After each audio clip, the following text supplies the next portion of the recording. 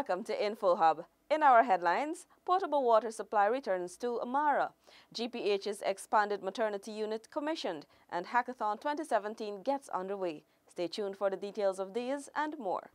Do you know what the national budget is? The national budget is a public record of the government's financial plans.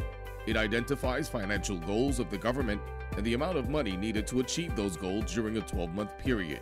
The national budget also tells the story of how the country's resources are being used and whether our decision makers are securing a good future for all citizens. It also reveals what the government sees as priority. As citizens, you may or may not agree with those priorities, but understanding what government's decisions and plans are for the year ahead will allow you to ask questions and hold the government accountable, as is your duty. The budget is everyone's business. Get involved now. A message from the Ministry of Finance. And now for the details. InfoHub's Alexis Rodney joins us from Parliament, which held its 72nd sitting today. The opening session of the 72nd sitting of the 11th Parliament on Friday saw Speaker of the House Dr. Barton Scotland denouncing the behavior of the members of opposition who protested without permission during the address of President David Granger at the 71st sitting of the National Assembly. While the opposition has already received much criticisms for their actions, the Speaker of the House said he needed to communicate the level of disrespect brought to the head of state and the Parliament during the President's address. Presence of His Excellency the President, honourable members, in the National Assembly is an occasion for signally remarking the event of His presence in the House. It is an occasion on which Guyanese who are members of the National Assembly should gather to demonstrate respect to the state of Guyana and the personification of the state through the presence of His Excellency the President. According to Dr. Scotland, the opposition's performance demonstrated outright disrespect. He said there are basic rules that protect the rights of all members. According to him, the actions of the opposition was unwarranted. There can be nothing in the display, not in any cause to be urged in this House, that warranted the inexcusable and irredeemable performance of the honourable members. Dr. Scotland called for some introspection by members of the National Assembly for future conduct. He also urged them to show veneration to the House. Alexis Rodney for InfoHub. The Public Service Appellate Tribunal has been reconstituted after 10 years. Tiffany Rogers has this report. The historic re-establishment of the tribunal a decade later provides aggrieved public servants their constitutional right to seek redress, Minister of State Joseph Harman said. This protracted absence of the tribunal led to a litany of injustices and irregularities in the public service. It affected the interests and rights of many public servants. The tribunal provides a mechanism to ensure professionalism and fairness with respect to administration, promotion, and disciplinary action within the public service. The establishment of the Public Service Appellate Tribunal is therefore another step by your government to ensure that all the constitutional offices and institutions that safeguard the right of all Guyanese and support the principles of good governance and democracy are reconstituted and operational with adequate resources and personnel. In May of this year, the President swore in the members of the tribunal, which had been defunct since 1995, a move the Public Service Union welcomes. The Guyana Public Service Union is proud to express its appreciation to His Excellency in keeping with his commitment given on the campaign trail to reconstitute the Public Service Appellate Tribunal. The Union look forward to the tribunal being efficient and resolving matters brought before it. The Public Service Appellate Tribunal is currently hearing 5 cases. For InfoHub, Tiffany Rogers. Over 200 Mara East Bank Berbice residents are now receiving potable water. This follows the recommissioning of the community's water supply system. Here are the details. The upgrade and reopening of the new $5 million water supply system was a direct result of the old system being vandalized. Minister of Public Affairs Don Hastings Williams, addressing Mara residents, urged them to be vigilant and ensure there is no reoccurrence of vandalism. My encouragement to you today, however, is to ask each one of you, boys and girls, men and women, young men and young women to be the guardian of your water system. Denounce to the relevant authorities whenever there is anybody who's trying to interfere, to thieve these things. Ensure that you report the matter to the relevant authorities very quickly. Managing Director of GWI, Dr. Richard Van West Charles, told residents that initially, the new water supply system will provide them with 6 hours of water per day. However, in another 2 weeks, they can expect that time to be increased. Another 2 weeks, we're going to get some batteries to store the power. And Mr. Sheko has just indicated to me 1 battery was already donated from the community. And we're going to get some batteries to allow you to have water 24 hours a day. The rehabilitation of the system was a collaborative effort between the government and residents of Mara. Aubrey Chisholm, who was instrumental in the effort, had this to say. I have children going to school, and I see the needs of water. And I say that I am mine to do what it takes to let this water, reconditioned water, come again in Mara. Dr. Van West Charles noted that access to potable water is an important element in ensuring citizens of Guyana are afforded a good quality of life. The second batch of participants successfully completed a 1-week train-the-trainer self-reliance and success in business workshop today. Delicia Haynes tells us more. At the closing ceremony today, Minister of Social Protection Amna Ali urged the participants to use their involvement in the program as means to mentor and lead young people within their communities. She noted that government will continue to provide opportunities to its citizens, especially women.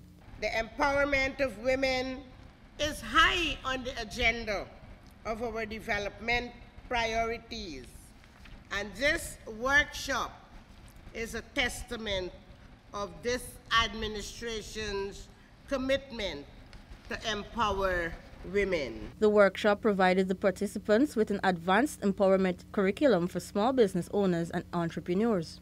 Minister Ali thanked First Lady Sandra Granger for the implementation of the program. Today, I want all of you to know how important and valuable you all are, and your contribution, regardless of how small, can play a significant role in all developmental spheres within our society. By virtue of this program, you are now leaders and mentors who have become equipped with the requisite knowledge. The Self-Reliance and Success in Business workshops, which are aimed at wealth generation and female empowerment, has been held in the 10 administrative regions of Guyana since 2015 and has certified over 790 women and men. For InfoHub, Delicia Haynes. As Hackathon 2017 begins, Gabriela Patram tells us that teams have 48 hours to create an application that will allow persons to pay their rates and taxes and manage their property details online. This year, teams do not have a wide variety of topics to choose from, compared to 2016. Coordinator of the Hackathon, Lance Hines, explains. This year is different. Last year there were about 4. This year is only going to be 1 that all of you are going to do. Let me again say that what the prizes are: 300,000 first prize, 200,000 second prize, 150,000 third prize. Again, depending on the quality of work that is done, the first prize winner may be eligible for further assistance in terms of bringing the product to market. The hackathon got on its way at 13 hours today and will conclude at 13 hours on Sunday. The teams, after being briefed, huddled together to begin the process. InfoHub spoke with 2 team leaders on their thoughts about the topic. It seems like a challenge that I can probably overcome. I am a bit at a disadvantage right now because my team members are engaged in other activities, but I'm not going to let that faze me because I believe in designing something that has scalability. I find it very interesting. I find it a very premium topic because it's different from your normal games or apps that you would normally launch in the market, and I find it an application that you could really used to empower the nation itself. So it's a very good application, I find. Information relating to the app indicates that the National Democratic Council is responsible for levying and collecting rates and taxes from a variety of property owners within the districts. However, there are several delinquent companies and individuals that have outstanding taxes to the NDCs. The application is expected to address this issue, among others. Reporting from Hackathon 2017, which is being held at the Pegasus, Guyana, Gabriella Patram for InfoHub. Delicia Haynes joins us once more to tell us that the Georgetown Public Hospital's expanded maternity unit has been commissioned after much delay. After being tendered for initial construction in 2014, the $235 million maternity unit was commissioned today. Located in the compound of the Georgetown Hospital, the wing is set to deliver an advanced level of maternal and child health care. Actual construction commenced on the 16th of February 2015, and this building was completed on the 20th of July 2016. The defects period thereafter commenced in July. Further, on completion, this wing was meant to provide an upgraded neonatal intensive care unit, birthing rooms, operating theaters, along with a recovery area. Minister Lawrence remarked that despite the delay, the goal of the completion of this facility was to ensure that the delivery of improved maternal health care throughout Guyana become a reality. We want to ensure that we can bring better services to our people through ensuring that we upgrade our facilities and so on, for our staff to have a good working environment, comfortable and so on. Canadian-based Guyana Help the Kids Foundation, which has assisted over the years, has committed to donating medical equipment to the maternity unit of the GPHC. Ministers Karen Cummings and Dr. George Norton were also present at the commissioning. For InfoHub, Delicia Haynes. Sanika Thorne now tells us that the government has reaffirmed its commitment to the development of strong village economies in the hinterland regions. This reaffirmation was made by Minister of Indigenous Peoples Affairs Sidney Alicock during the recent North Rupununi District Development Board meeting at Appellate. Chief among the issues raised by the North Rupununi village leaders was the matter of illegal fishing in the Rupununi River.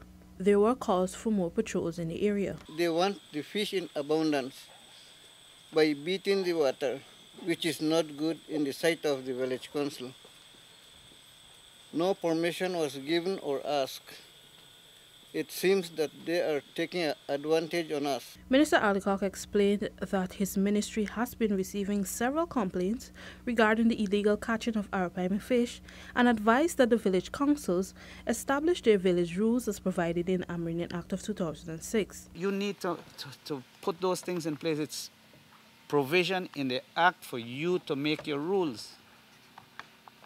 Don't expect somebody from the moon to come and do that. It is in your hands. It is in the document. That is why you're to show. Your people put you there. That's why you have a council. Everybody come together and put law and order in place. The minister also encouraged the village leaders to develop income-generating projects that will aid in their community development and assured that government will support any viable village project. Sanika Thorne for InfoHub. The Smart Classroom initiative was launched today. The initiative is won by the Education Ministry's National Center for Educational Resource Development, NCERD. Crystal Stahl has our final report. Among its goals, the Smart Classroom aims to enhance student-teacher learning through the use of software and visuals to create interactive lessons and the use of the e-governance platform to connect several schools at any given time. According to Minister of Education Nicolette Henry, the initiative is one that embodies the developments of the Education Ministry to provide quality education for all. This classroom, is certainly a place that will be able to transform education. The event marks a significant day in the history of Guyana's education sector. Chief Education Officer Marcel Hudson. We'll be able to engage our regional counterparts in terms of staff development, in terms of teaching. We will actually be able to get into a classroom in Region 1, for example. Explaining that her team worked assiduously to develop the project, Information and Communications Technology Coordinator Dr. Marcia Thomas expressed her satisfaction in seeing it coming to fruition. The launch was attended by students and teachers of Bishop's High, the staff of NSERD, as well as the Ministry of Education. They were also joined by students and teachers from Regions 1 to 6 and 9 to 10 through the Zoom Cloud meeting platform. Crystal Stahl for InfoHub. Thanks for watching. Remember to connect with us 24/7 on our website and social media. Goodbye. Do you know what the national budget is? The national budget is a public record of the government's financial plans. It identifies financial goals of the government and the amount of money needed to achieve those goals during a 12-month period. The national budget also tells the story of how the country's resources are being used and whether our decision makers are securing a good future for all citizens. It also reveals what the government sees as priority. As citizens, you may or may not agree with those priorities, but understanding what government's decisions and plans are for the year ahead will allow you to ask questions and hold the government accountable, as is your duty. The budget is everyone's business. Get involved now.